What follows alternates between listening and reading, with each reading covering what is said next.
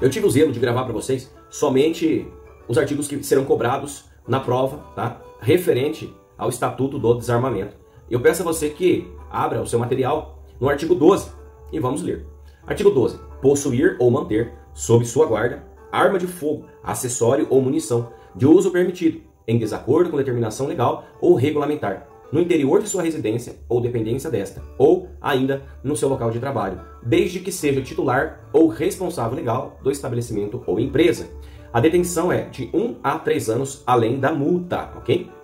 Muito bem, vamos falar sobre esse artigo. Esse artigo traz consigo, em si, dois verbos chamados nucleares, que são causas de responsabilização do agente. Possuir ou manter. Ou a arma de fogo, o acessório e a munição é sua, ou você só está mantendo sob sua guarda. Talvez para fazer uma gentileza para alguém, a arma não é sua, mas você está guardando, né? Está guardando a munição ou o acessório. E isso vai te fazer, né, incorrer nesse tipo aqui, nesse artigo. Você vai responder por posse irregular de arma de fogo de uso permitido, tá bom? Então, possuir ou manter sob sua guarda arma de fogo, acessório ou munição de uso permitido, em desacordo com determinação legal ou regulamentar. Onde?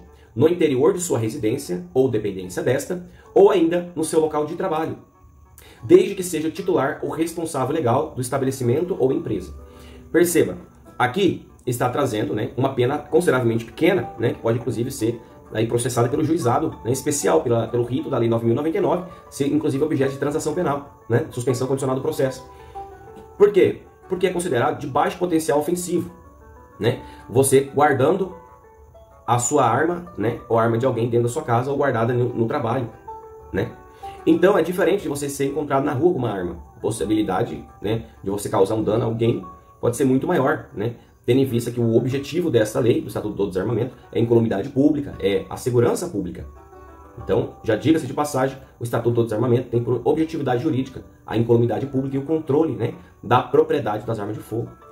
Então perceba, você manter, né, possuir ou manter sob sua guarda uma arma de fogo de uso permitido, dentro da sua casa ou no seu quintal, ou dentro da sua fazenda, ou nos limites da propriedade, não só dentro da sua casa, da fazenda, mas também em toda a extensão do seu hectare, ou todos os limites do seu lote, do seu terreno, configura ali a posse, né, ilegal da arma de fogo, tá bom? E quando é que vai ser considerado que você estava possuindo irregularmente uma arma de fogo de uso permitido no seu local de trabalho? Somente quando você for o responsável, né, por esse local de trabalho. Se você é o dono dessa empresa, se você é o gerente dessa empresa, e você é encontrado com uma arma lá dentro, você não vai responder por porte, mas sim por posse ilegal de arma de fogo. Agora, se você é só um funcionário, se você não é dono, não é o gerente, não é o responsável por aquela empresa, e você é surpreendido com essa arma de fogo de uso permitido, tá, em desacordo com a determinação legal ou regulamentar, você vai responder, sabe pelo quê? Você vai responder por porte ilegal de arma de fogo. Aí nós vamos ver mais à frente que já não é mais uma detenção de 1 a 3 anos, mas é uma reclusão. O regime inicial de pena já é fechado. Reclusão, né, de 2 a 4 anos, além da multa, ok? Olha, o nosso material diz assim: efetuada a aquisição, o interessado deverá observar a regra do artigo 3º do Estatuto, que estabelece a obrigatoriedade do registro da arma de fogo no órgão competente, ok? Tratando-se, nosso material, tá? Tratando-se de arma de uso permitido, o certificado de registro de arma de fogo será expedido pela Polícia Federal, tá? Então, quando se tratar de arma de uso permitido, o certificado de registro de arma de fogo será da competência da Polícia Federal. Então, quem vai expedir, né, aí o registro de arma de fogo de uso permitido é a Polícia Federal, tá bom? Após a anuência do SINARME, com validade em todo o território nacional, e autoriza o seu proprietário a mantê-la exclusivamente no interior de sua residência ou dependência desta, ou ainda no seu local de trabalho, desde que seja ele o titular ou responsável legal desse local de trabalho, desse estabelecimento ou dessa empresa. Ele jamais pode, né, uma vez obtido o certificado de registro de arma de fogo pela Polícia Federal, né, registro de arma de fogo de uso permitido, obteve esse registro pela Polícia Federal, ele só pode ficar com essa arma exclusivamente em 2 lugares. Se ele for o dono da empresa, o gerente da empresa, responsável pela empresa ou estabelecimento comercial, ele pode deixar a arma lá também. Mas se ele é só um funcionário, ele não pode, tá bom? Que aí de posse vira porte. Ele não pode também ficar, né, andando com essa arma pela rua, extramuros, não. O certificado de registro de arma de fogo de uso permitido expedido pela Polícia Federal, após a anuência do SINARME, é para você ou usar no seu trabalho, isso se você for responsável pelo seu local de trabalho, o gerente ou o dono, ou para você usar intramuros dentro da sua casa, tá? Ou no seu quintal, né? Ou na sua fazenda, ou nos limites da propriedade, né? Que você tiver rural, tá bom? Então, é importante que você saiba, tá? Que esse certificado de registro autoriza você a manter exclusivamente no interior da sua residência ou dependência desta, ou ainda no seu local de trabalho, desde que seja você o titular ou responsável legal do estabelecimento ou empresa, ok? Então, para trazer a arma consigo em outros locais ou via pública, você deve obter a autorização para o porte nos termos dos artigos 6º e seguintes da lei, né? Cujos requisitos são maiores. Então, são muito mais enxugados os requisitos para você obter aí o certificado de registro de arma de fogo de uso permitido no que se dá de posse. Agora, são muito maiores os requisitos se você quiser obter o porte de arma de fogo. O porte é muito mais difícil de se obter, bom? Para trazer a arma consigo em outros locais ou em via pública, o sujeito deve obter a autorização para o porte nos termos dos artigos 6º e seguinte da lei, tá? Tá no artigo 14, cujos requisitos são maiores. O artigo 4º, parágrafo 1º do Decreto 9.845 de 2019, contém as seguintes definições. Interior da residência ou dependência desta é toda a extensão da área particular do imóvel, edificado ou não, em que reside o titular do registro. Nós falamos disso agora, né, pessoal? Então, a pessoa tem o registro, né, da arma, a licença para ter ali a posse, né, da arma de fogo. Ele pode, intramuros, intracerca, né, ou seja, não só dentro da sua casa ele pode ficar com a arma, mas ele pode ficar com a arma na sua cintura, andando pelo quintal, andando pelo pasto da sua propriedade rural, todo o limite da sua propriedade, ok? Ele só não pode sair dela. Então, o interior da residência ou dependência dessa. Então, toda a extensão da área particular do imóvel, edificado ou não, em que resida o titular do registro, inclusive quando se tratar de imóvel rural, ok? Assim, o crime do artigo 12, que é posse irregular de arma de fogo, consiste exatamente em possuir ou manter a guarda de arma de fogo, acessório ou munição de uso permitido no interior de residência ou dependência desta, ou no local de trabalho, na condição de titular ou responsável legal da empresa, sem devido registro. Então, o artigo 12, ele é simples, tá? Porque ele consiste exatamente em você possuir, né, ou manter a guarda de uma arma de fogo, acessório ou munição de uso permitido, né, no interior da sua residência ou na dependência dessa, ou seja, dentro da sua casa ou fora da sua casa, mas no limite do seu terreno, né, ou no local de trabalho quando você é o responsável legal do estabelecimento ou empresa. Isso sem o devido registro. Então você tem uma arma, né, você tem, além da arma, você tem munição ou você tem acessório, né, é uma arma de uso permitido, só que você não tem o registro, né, você não tem o registro. E aí o que vai acontecer? Você é surpreendido com essa arma no seu local de trabalho, quando você é o chefe daquele lugar, ou quando você é surpreendido na sua casa, no seu quintal com essa arma, vai ser configurada aí a posse irregular de arma de fogo de uso permitido, tá bom? Agora, o legislador, pessoal, o legislador estabeleceu pena menor para esse caso, é a detenção de 1 a 3 anos e multa em relação ao crime de porte, por entendê-lo de menor gravidade, já que a arma está no interior da residência ou estabelecimento comercial. Por sua vez, quem portar ou detiver arma de fogo, por exemplo, em via pública ou no interior de residência ou estabelecimento alheios, responderá pelo crime de porte ilegal de arma de fogo, caso não possua autorização para fazer. Então, né, nós veremos mais para frente que o indivíduo que for surpreendido com uma arma de fogo, né, o indivíduo que for surpreendido com uma arma de fogo na rua, uma arma de fogo de uso permitido, ele vai responder por porte ilegal de arma de fogo, tá? Como está lá configurado no artigo 14. Então ele tem uma arma, né? E aí ele sai com essa arma. É uma arma, né, de uso permitido. E ele sai com essa arma na rua, sem o devido registro, e ele é surpreendido pela polícia. Ele vai responder por porte ilegal de arma de fogo. Ele é um funcionário, não é dono nem chefe da empresa, e ele vai armado com a empresa. Ele é denunciado, ele vai responder por porte ilegal de arma de fogo. Por quê? Porque ele não é o dono, ele não é o chefe, não é o gerente daquela empresa. Se ele fosse, responderia por posse e não por porte, ok? Então é isso. O legislador estabeleceu pena menor para esse caso, né, detenção de 1 a 3 meses e multa, em relação ao crime de porte, por entender, pessoal, de menor gravidade, já que a arma está no interior da residência ou estabelecimento comercial. Por sua vez, quem portar ou detiver arma de fogo, por exemplo, em via pública ou no interior de residência ou estabelecimentos alheios, responderá pelo crime de porte ilegal de arma de fogo, caso não possua autorização para portá-la. Nesse caso, se a arma for de uso permitido, estará configurado o crime do artigo 14. Então, a pena para ele vai ser de 2, né? O de uso, a posse ilegal, né, de arma de fogo de uso permitido é de 1 a 3 anos. O porte ilegal de arma de fogo de uso permitido é de 2 a 4 anos. Agora, o porte legal de arma de fogo de uso restrito é de 3 a 6 anos, ok? Então é isso. Então nesse caso, se a arma for de uso permitido, estará configurado o crime do artigo 14, tá bom? E se for de uso restrito ou proibido, o crime do artigo 16, caput, parágrafo 2º da Lei 10.826 de 2003, que é o Estatuto do Desarmamento. O crime do artigo 12, né, posse irregular de arma de fogo de uso permitido, pressupõe que o fato ocorra no interior da própria residência do agente, ou independência desta, lá pelo quintal, ou pelo pasto, quando é a zona rural. Não precisa ser, ele não tem que ficar só dentro da casa quando ele tem a posse da arma, né? Se ele ficar só dentro da casa, é posse com a arma irregular, é posse de arma de fogo. Se ele for pro quintal, é posse de arma de fogo. Se ele saiu do terreno dele e foi pra rua, é porte ilegal de arma de fogo, tá bom?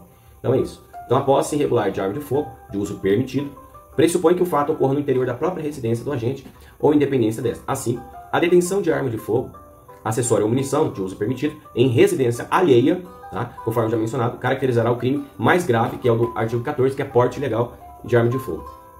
Se a pessoa ela tem uma arma de fogo, tá? E ela tá com essa arma de fogo de uso permitido, tá? Mas ela não tem o devido registro, ela tá dentro da casa dela, ou no seu quintal, ou na sua fazenda, ou no pasto, mas nos limites da sua propriedade, e ela é surpreendida, posse ilegal de arma de fogo de uso permitido. Mas ela é surpreendida, né, na casa de um amigo, ou ela é surpreendida no local de trabalho onde é só um funcionário, não é gerente, não é dono da empresa, porte ilegal de arma de fogo, ok? Então vamos lá. Então vamos avante. A mesma regra valerá se a detenção da arma ocorrer em empresa ou estabelecimento comercial, mas o agente não for seu titular responsável legal, é o que eu acabei de falar. Pessoal, você pode falar, o motorista de caminhão ou de táxi está no local de trabalho, então se ele for encontrado com uma arma, por ser local de trabalho, o Uber com uma arma está no local de trabalho, vai ser posse, negativo, vai ser porte, tá bom? O motorista de caminhão, de táxi, de Uber, que traz consigo arma de fogo, comete o crime de porte ilegal do artigo 14, tá bom? Pena de 2 a 4 anos e a multa. O caminhão não pode ser considerado extensão de sua residência ou local de trabalho para o fim dessa lei, tá bom? Então o motorista de caminhão de táxi, tá, que traz consigo arma de fogo, vai cometer o crime de porte ilegal de arma de fogo, tá bom? Porque o caminhão, né, o táxi ou Uber não pode ser considerado extensão da residência dele, nem local de trabalho. O local tem que ser fixo, tá bom? O local de trabalho. E ele tem que ser o dono desse lugar, o gerente, para configurar a posse. Isso aí foi o entendimento, pessoal, lá do STJ, abre aspas. A conduta prevista no artigo 12 da Lei 10.826 de 2003, né, o Estatuto do Desarmamento, exige que o agente possua arma de fogo no interior de sua residência ou dependência desta, ou ainda no seu local de trabalho. Veja bem, fecha aspas. A jurisprudência desta Corte Superior possui o entendimento de que o caminhão, né, a jurisprudência do STJ, entende que o caminhão não pode ser considerado extensão de sua residência, ainda que seja instrumento de trabalho. Isso foi em 2013, esse acordo, tá? Nós veremos que em 2015 teve outro acordo e ficou muito mais elaborado. Esse outro acordo diz, aspas, a jurisprudência do STJ afirmou o entendimento de que veículos automotores não podem ser considerados como local de trabalho para fins do Estatuto do Desarmamento. Tá bom? Fecha aspas. O rol das armas de uso permitido, proibido ou restrito é disciplinado em ato do Presidente da República, tá? Mediante proposta do Comando do Exército. É o artigo 23 do Estatuto. Trata-se, pois, de norma penal em branco. Ah, Marcelo, o que é norma penal em branco? Veja bem, vou dar um exemplo muito prático. As drogas, né? As drogas, a Lei 11.340, né? 2006, diz que será droga, né? Aquelas que estão lá catalogadas na portaria da Anvisa. Beleza.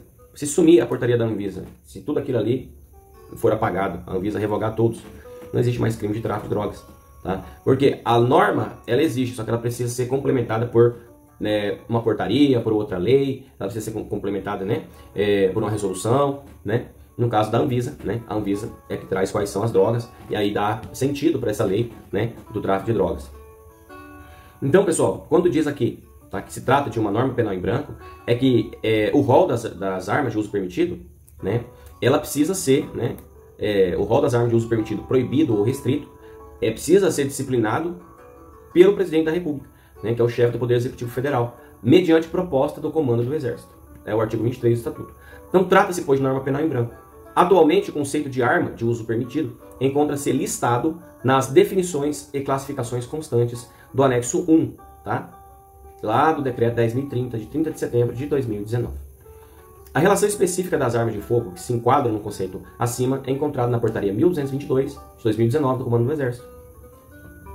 Então, munição é tudo quanto dê capacidade de funcionamento à arma, para carga ou disparo, tá? Projéteis, cartuchos, chumbo, etc. Para a configuração do delito, basta a apreensão da munição, sendo desnecessária a concomitante apreensão da arma de fogo. Isso daqui tem controvérsia e nós já vamos saber, tá bom? Munição é tudo quanto dê capacidade de funcionamento à arma, para carga ou disparo, tá? São projéteis, cartuchos, chumbo, etc. Para a configuração do delito, basta a apreensão da munição, sendo desnecessária a concomitante apreensão da arma de fogo. Ah, você pegou a pessoa com uma munição só, você pode prender ela? Oriento você a encaminhar para a delegacia. Você vai ver o que é que vai acontecer lá na frente. Nesse sentido, lá vem o STJ dizendo, né? Aqui nós acabamos de ler que munição é tudo que dê capacidade de funcionamento para arma, para carga ou disparo, né? Por exemplo, projéteis, cartucho e chumbo. Não, para a configuração do delito, basta a apreensão da munição, não falou quantas. Sendo desnecessária a concomitante apreensão da arma de fogo. Nesse sentido, a orientação do STJ é firme em assinalar que a posse ilegal de munição, desacompanhada da respectiva arma de fogo, configura o crime do artigo 12, caput, né, do Estatuto do Desarmamento, a Lei 10.826 de 2003. Delito de perigo abstrato que presume a ocorrência de dano à segurança pública e dispensa resultado naturalístico danoso na incolumidade física das pessoas para que se caracterize, ok? Então, posteriormente, aqui, o que o STJ falou? Falou que ele é firme, só que essas cortes nunca é firme, eles mudam de opinião. Aqui foi, né, um julgado, um acordo de 2017. Nós veremos que pouco tempo depois já mudou o entendimento. Aqui o STJ disse que eles eram firmes em assinalar que a posse ilegal de munição, desacompanhada da arma de fogo, já configurava o crime do artigo 12, né, do Estatuto do Desarmamento, dizendo que era um delito de perigo abstrato. O que é um delito de perigo abstrato? Por exemplo, a pessoa sai correndo a 100 por hora numa rua de 30, ainda que não machuque ninguém, já praticou direção perigosa, tá? Não precisa de um resultado, não precisa atropelar para que se reste provado que a pessoa cometeu um crime. Ela colocou em risco o bem jurídico, vida, integridade, né, incolumidade pública. E nesse sentido o STJ diz, né, diz que você estar portando, né, na posse ilegal de munição, ainda que sem a arma, já configura o crime do artigo 12 de posse ilegal de arma de fogo de uso permitido, tá? E considerado um delito de perigo abstrato, tá bom? Que presume a ocorrência de dano à segurança pública e dispensa resultado naturalístico contra a incolumidade física de alguém, ou seja, não precisa de um acidente, não precisa de um tiro, só a pessoa está portando aquela munição, já configura ali, né, o crime do artigo 12, porque é um crime de perigo abstrato, tá bom? Não precisa machucar ninguém, causar nenhum dano a ninguém para que fique caracterizado. Muito importante o que vem depois. Posteriormente, entretanto, as cortes superiores passaram a aplicar o princípio da insignificância em casos em que apreendia pequena quantidade de munição. Então, em 2017 o STJ disse que é crime, e ponto. Tá? Porque é crime de perigo abstrato, precisava machucar ninguém. Só que está portando munição, ainda que desacompanhado da arma, era crime, previsto lá no artigo 12, né, do Estatuto do Desarmamento. Só que posteriormente, o STF começou com isso, depois o STJ seguiu ele, tá bom? Aspas. As cortes superiores passaram a aplicar o princípio da insignificância em caso em que se apreendia pequena quantidade de munição. Passou-se a admitir, no entanto, a incidência do princípio da insignificância quando se tratar de posse de pequena quantidade de munição, desacompanhada de armamento capaz de deflagrá-la, uma vez que ambas as circunstâncias conjugadas denotam, tá?